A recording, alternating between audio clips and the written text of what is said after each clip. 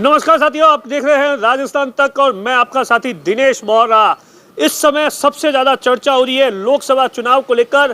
कांग्रेस हो या बीजेपी हो, दोनों दलों ने लोकसभा चुनाव के लिए मंथन शुरू कर दिया है।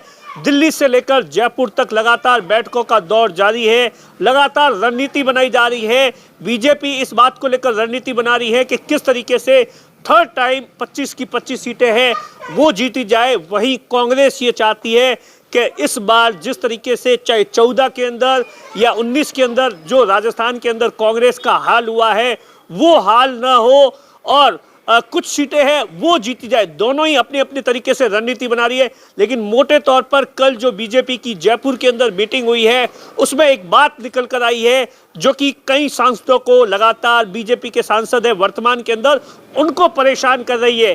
क्योंकि आप देखिए लगातार जिस तरीके की रणनीति बीजेपी की निकल कर सामने आ रही है, जो बातें मीडिया के अंदर या राजनीतिक जानकार बता रहे हैं कि बीजेपी है वो अब प्रयोग करने से नहीं पीछे हटेगी।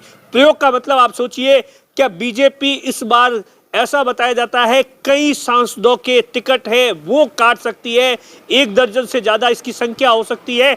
और इसी बात ने कई सांसदों के लिए नींद उड़ा दी है, उनके समर्थकों की नींद उड़ा दी है कि आखिर वो कौन से सांसद होंगे या जो पहली या दूसरी बार लगातार जीत रहे हैं, तीसरी बार उनके खिलाफ हो सकता है कि सत्ता विरोधी लहर हो या इन तमाम चीजों को लेकर।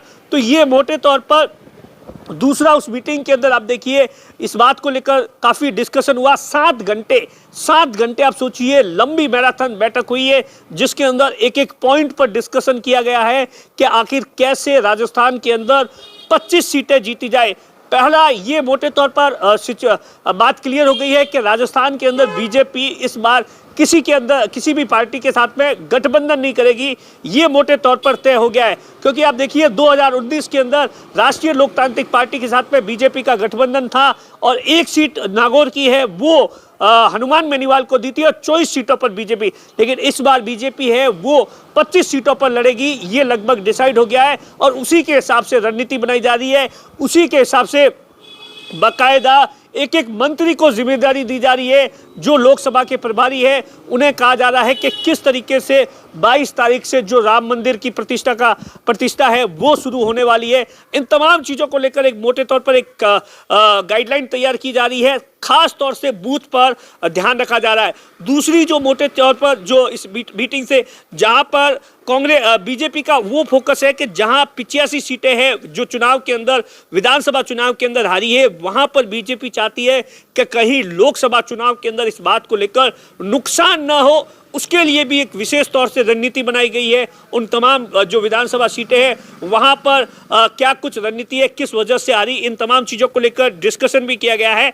तो मोटे तौर पर बीजेपी के अंदर ये बात साफ हो गई है और कहा जा रहा है बीजेपी जहां पर भी लगातार चुनाव हार रही है वहां की सीटें हैं वो जनवरी के आखिरी सप्ताह तक डिक्लेयर कर देगी। बात हुई बीजेपी की। और कांग्रेस की बात की जाए तो कांग्रेस के अंदर आप देखिए वही हाल है, लगातार मीटिंगों का दौर है। जयपुर के दिल्ली के अंदर कल ऐसा बताया जाता है एक मीटिंग हुई थी और उसके बाद में भी आप देखिए लगातार जिस तरीके की रणनीति बननी है, रणनीति को लेकर बातचीत की जा रही है कि इस बार फिर वही जो विधानसभा के अंदर चुनाव जो चेहरे हारे हैं उन तमाम चेहरों के मार्फत ये लोकसभा का जो चुनाव है वो लड़ा जाएगा।